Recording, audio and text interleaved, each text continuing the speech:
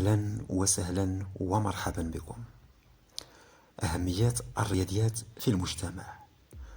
الرياضيات موضوع مهم في عالم اليوم، ولها العديد من التطبيقات في الحياة اليومية.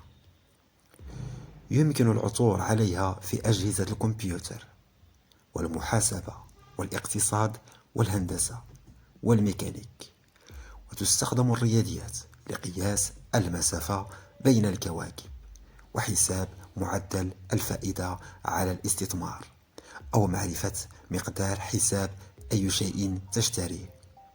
تستخدم الرياضيات أيضا كأداة للتنبؤ بالمستقبل، مثل معرفة مواعيد الأعياد والمناسبات المهمة. الرياضيات إذن جزء مهم من أي مجتمع، ولها تأثير مباشر للغاية على نوعية الحياة ومستوى المعيشة للناس في جميع أنحاء العالم. وكثير من الناس لا يدركون فقط عدد الأشياء التي تحددها الرياضيات في حياتهم اليومية، لكنها في الواقع أكثر مما يتوقع معظم الناس. وتم استخدام الرياضيات لحل بعض المشكلات المعقدة للغاية، وهناك مجتمعات أو قل فئات مجتمعية بأكملها تستخدم الرياضيات كشكل أساسي من أشكال الاتصال.